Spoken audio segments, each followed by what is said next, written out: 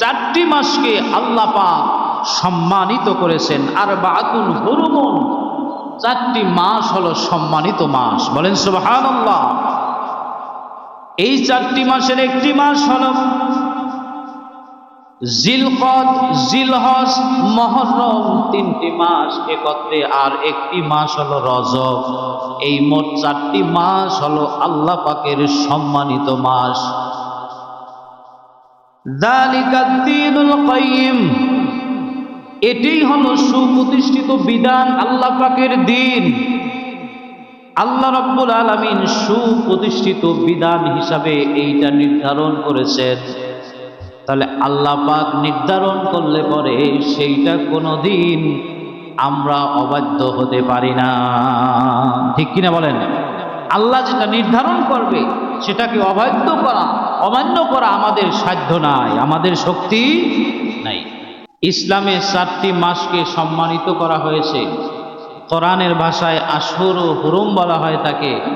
এই চারটি মাসকে সম্মান করা আমাদের দায়িত্ব এবং কর্তব্য। ঠিক কিনা বলেন? যেহেতু আল্লাহ সুবহানাহু ওয়া তাআলা এই মাসকে সম্মানিত করেছেন। রজব এমন একটা মাস, যেই মাসে আল্লাহ রসুল সাল্লাল্লাহু আলাইহি ওয়াসাল্লাম বেশি বেশি করে নফল রোজা রেখেছে। সুবহানাল্লাহ। হযরতে উম্মাহাতুল মুমিনিন হযরতে সালমা রাদিয়াল্লাহু তাআলা আনহা তিনি বলেন, রজব মাস আসলে আল্লাহর হাবিব অধিক হারে প্রস্তুতিমূলকভাবে রজব মাসে নফল রোজা বেশি বেশি রাখতেন। সুবহানাল্লাহ।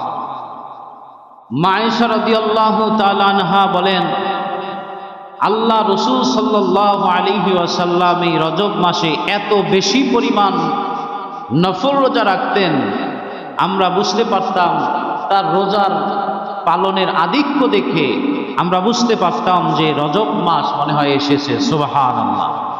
রমজানকে স্বাগত জানানোর জন্য এই রজব মাসে বেশি বেশি করে নফল রোজা পালন করা। রমজানুল মোবারক 30টি রোজা। এই 30টি রোজা আমরা রাখবো, এর একটা প্রস্তুতি দরকার আছে কি নাই বলেন? দুনিয়ায় যেভাবে রমজান মাস আসলে রমজানে প্রত্যেক ব্যবসায়ী চিন্তা করে রমজান আসতেছে, রমজানে আমাদের বেশি ব্যবসা করতে হবে। ঠিক কিনা বলেন? দুনিয়ায় এইরকম একটা পরিস্থিতি আছে কি নাই? আছে না? সবাই চিন্তা করে রমজান যখন আসবে, রমজান আসলে পরে আমাদের বেশি পরিমাণ ব্যবসা করতে হবে, এই জন্য একটা আগের থেকেই একটা প্রস্তুতি নিয়ে রাখে। অনেক সামান তৈরি করে রাখে যেন রমজানে বেশি করে বিক্রি করা যায়, সেল দেওয়া যায়। ঠিক কিনা বলেন? তাইলে ঠিক তেমনিভাবে আখিরাতেরও আপনার একটা প্রস্তুতি আছে। রমজান মোবারক আসতেছে, টানা 30টি রোজা রাখতে হবে প্রস্তুতিমূলকভাবে। আপনি রজব এবং শাবান মাসে বেশি বেশি করে আপনাকে কি করতে হবে? নফল রোজা পালন করতে হবে। তাইলে একটা আমাদের রোজা রাখা একটা অভ্যাস শুরু হয়ে যাবে। ঠিক কিনা? আর বেশি বেশি এই দোয়া পড়বে, আল্লাহুম্মা বারিক লানা ফি রজব ওয়া শাবান ওয়া বাল্লিগনা রমাদান। হে আমার রব, আল্লাহুম্মা বারিক লানা ফি রজব ওয়া শাবান, রজব এবং শাবানের বরকত আমাদেরকে নসিব করুন। ওয়া বাল্লিগনা রমাদান, এবং রমজান পর্যন্ত আমাদের হায়াতকে আপনি বৃদ্ধি করুন। সুবহানাল্লাহ।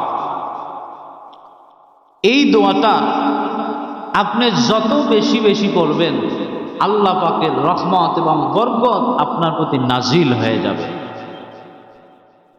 এই দোয়াটা এই রজব মাসে পড়লাম, এই রজবের বরকত পেলাম, শাবানের বরকত পেলাম। রজব মাস পরিপূর্ণভাবে পড়লাম, পড়ার পরে যখন শাবান মাস আসলো, শাবান মাসেও আমরা পড়লাম, আল্লাহুম্মা বারিক লানা ফি রজব ওয়া শাবান ওয়া বাল্লিগনা রমাদান। তাইলে পরে দেখেন, ওই শাবান মাসে যখন আমরা পড়ব, শাবান মাসে পড়লে পরে আবার সামনে রজবকে আমরা সেখানে উল্লেখ করেছি। ঠিক কিনা বলেন? এই রজব মাস চলে গেলে শাবান মাসে যদি আমরা এই দোয়া পড়ি, তাইলে কি ওই রজব, আগামী বছর রজব এবং আগামী বছরের যে শাবান, আগামী বছরের যে রমজান, এই পর্যন্ত হায়াতকে আমাদের আল্লাহ পাক বৃদ্ধি করে দিবে। সুবহানাল্লাহ। দোয়া করলে মানুষের হায়াত বাড়ে না কমে? দোয়ায় মানুষের হায়াত বাড়ে। নেক আমল করলে মানুষের হায়াত বাড়ে। এই জন্য আমাদেরকে বেশি বেশি কি করতে হবে? দোয়া করতে হবে, নেক আমল করতে হবে। পাপ কাজ যদি বেশি করে তাইলে মানুষের হায়াত কমে। পাপ কাজ বেশি করলে কি হয়? মানুষের হায়াত কমে যায়, আয়ু কমে যায়। এই জন্য বাজান, আমাদেরকে বেশি বেশি নেক আমল করতে হবে। রজব মাস এসেছে, তাই আমাদেরকে বেশি বেশি নফল রোজা পালন করতে হবে। আল্লাহ সুবহানাহু ওয়া তাআলা বলেন, ইন্না ইদ্দাতাশ শুহুরি ইনদাল্লাহি 12 শাহরান ফি কিতাবিল্লাহ। আল্লাহ রাব্বুল আলামিন বলেন, নিশ্চয়ই আমি আল্লাহ সুবহানাহু ওয়া তাআলার বিধান গণনার মাস হলো 12টি। আল্লাহ পাক বলতেছে, আমার বিধান এইটা, আমি গণনার মাস হিসাবে আমি 12টি মাস ধরেছি। সুবহানাল্লাহ। মাস কয়টি বছরে? 12টি। এটা কে বলতেছে? আল্লাহ পাক বলতেছে, ইন্না ইদ্দাতাশ শুহুরি ইনদাল্লাহি 12 শাহরান। আল্লাহ পাক বলতেছে, আমার বিধান অনুযায়ী গণনার মাস হলো 12টি। ইয়াউমা খালাকাস সামাওয়াতি ওয়াল আরদা মিনহা আরবাআতুন হুরুম। আল্লাহ রাব্বুল আলামিন বলতেছেন, এই 12টি মাস তখন থেকে নির্ধারিত যখন থেকে আল্লাহ পাক আসমান এবং জমিন সৃষ্টি করেছে। সুবহানাল্লাহ। তাইলে আসমান এবং জমিন যখন থেকে সৃষ্টি করেছেন, তখন থেকেই পরিকল্পিতভাবে আল্লাহ সুবহানাহু ওয়া তাআলা গণনা হিসাবে মাস ধরেছেন 12টি, এবং এর মধ্যে 4টি মাসকে আল্লাহ পাক সম্মানিত করেছেন। আরবাআতুন হুরুম, 4টি মাস হলো সম্মানিত মাস। বলেন সুবহানাল্লাহ। এই 4টি মাসের একটি মাস হলো জিলকদ, জিলহজ, মুহররম, 3টি মাস একত্রে, আর একটি মাস হলো রজব। এই মোট 4টি মাস হলো আল্লাহ পাকের সম্মানিত মাস। যালিকাদ দীনুল কাইয়্যিম, এটাই হলো সুপ্রতিষ্ঠিত বিধান, আল্লাহ পাকের দিন। আল্লাহ রাব্বুল আলামিন সুপ্রতিষ্ঠিত বিধান হিসাবে এইটা নির্ধারণ করেছেন।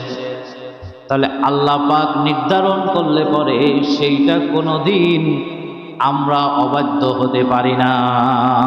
ঠিক কিনা বলেন? আল্লাহ যেটা নির্ধারণ করবে সেটাকে অবাধ্য করা, অমান্য করা আমাদের সাধ্য নাই, আমাদের শক্তি নাই। আল্লাহ পাক বলছেন, সুতরাং তোমরা নিজেদের প্রতি অত্যাচার করো না। সুতরাং এর মধ্যে তোমরা নিজেদের প্রতি অত্যাচার করো না, জুলুম করো না।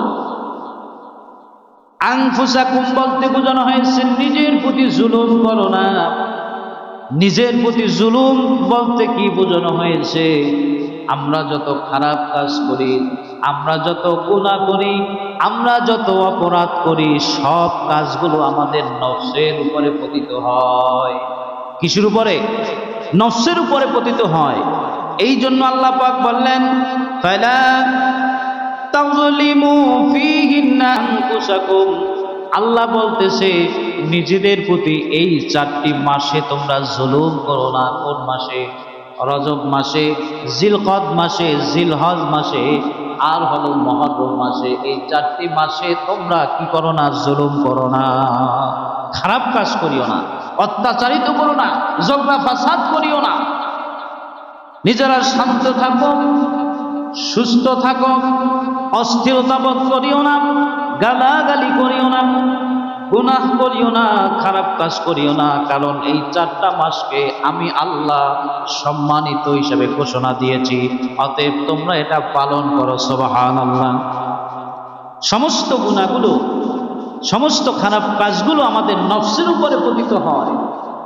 এই জন্যই তো আমরা বলি রব্বানা যালামনা আনফুসানা ওয়া ইল্লাম তাগফির লানা ওয়া তারহামনা লানাকুনান্না মিনাল খাসিরিন।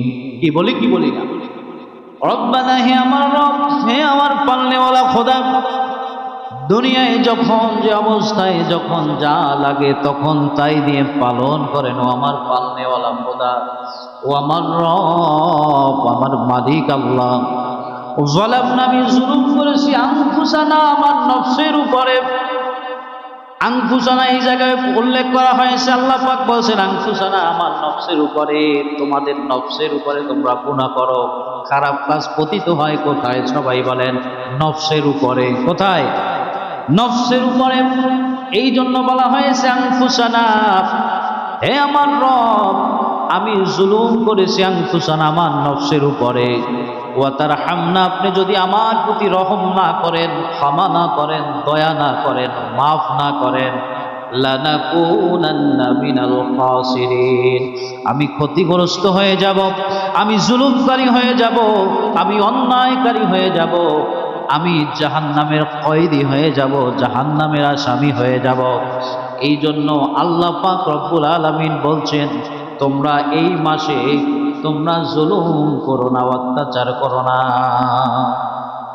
ভাইরা আমার, বন্ধুরা আমার, আল্লাহ রব্বুল আলামিন এই পৃথিবীর জমিনে যতগুলো কাজ করার জন্য হুকুম দিয়েছেন, এই সব কাজের মধ্যে সবচাইতে বড় জুলুম হলো আল্লাহ পাকের সাথে শিরক করা। এই জন্য বলা হয় ইন্নাশ শিরকা লাযুলমুন আযীম, শিরকটা হলো সবচাইতে বড় জুলুম। এই জন্য বাজান, এই মাস থেকে আমাদেরকে বুঝতে হবে আল্লাহর সাথে কাউকে শিরিক করা যাবে না। ঠিক কিনা বলেন? আল্লাহ রাব্বুল আলামিন জান্নাতীদেরকে জান্নাত দিয়ে দিবে, জাহান্নামীদেরকে জাহান্নাম দিয়ে দিবে। এরপরে আল্লাহ রাব্বুল আলামিন জান্নাতীদেরকে বলবেন, হে আমার জান্নাতবাসীরা, আমি যে তোমাদেরকে বড় বড় নিয়ামত দিয়েছি, তোমাদেরকে অনেকগুলো খাবার দিয়েছি, ফলমূল দিয়েছি, তোমাদেরকে তোমরা যা চাইতে তার চাইতে আমি বেশি দিয়েছি, এখনো যদি তোমাদের কারো কিছু চাওয়ার থাকে আমাকে বলো। আল্লাহ রাব্বুল আলামিনের কাছে বান্দা বলবে, হে রব, আপনি আমাদেরকে যা দিয়েছেন এই সব কিছু আমরা কোনোদিন কল্পনাও করি নাই, আমাদের কল্পনার বাহিরে এত দিয়েছেন, এত দিয়েছেন, যা পেয়েছি শুকরিয়া আপনার দরবারে, আমাদের আর কিছু লাগবে না। সুবহানাল্লাহ। আল্লাহ রাব্বুল আলামিন ওই সময় বলবেন, হে আমার বান্দাগণ, ও আমার জান্নাতীরা, তোমাদেরকে আমি যখন জান্নাত দিয়েছি, যতগুলো নিয়ামত দিয়েছি, সব নিয়ামতের চাইতে ভালো একটা মজার জিনিস রয়ে গেছে। সেই মজার জিনিস হলো দুনিয়ার জমিনে আমি আল্লাহকে তোমরা দেখো নাই, আমি আল্লাহর হুকুমগুলো তোমরা পাওয়ার সাথে সাথে তোমরা পালন করেছো, মেনেছো, তোমরা কত কষ্ট করেছো, এই জন্য আমি আল্লাহ তোমাদেরকে একটু দেখা দিতে চাই। সুবহানাল্লাহ। পবিত্র কোরআনের ভাষায় বলছেন, فَمَنْ كَانَ يَرْجُو لِقَاءَ رَبِّهِ فَلْيَعْمَلْ عَمَلًا صَالِحًا وَلَا يُشْرِكْ بِعِبَادَةِ رَبِّهِ أَحَدًا। আল্লাহ রাব্বুল আলামিন বলেন, যেই ব্যক্তি আমি আল্লাহকে দেখতে চাই, আমি রবের দর্শন যিনি চাই, আমি রবকে যিনি দেখতে চাই, তিনি যেন শিরিক মুক্ত ইবাদত করে, ইবাদতের মধ্যে যেন কাউকে শরীক না করে, আমি আল্লাহ সুবহানাহু ওয়া তাআলা বলছি আমার সাথে অন্য কাউকে যেন শরীক না করে। আল্লাহ রাজি হবেন, খুশি হবেন, জান্নাতের মধ্যে দেখা পাওয়া যাবে। তাহলে বুঝলাম শিরক এমন একটা জুলুম, এই জুলুম কোনো ব্যক্তি যদি করে তাহলে আল্লাহর দেখা পাবে না সে।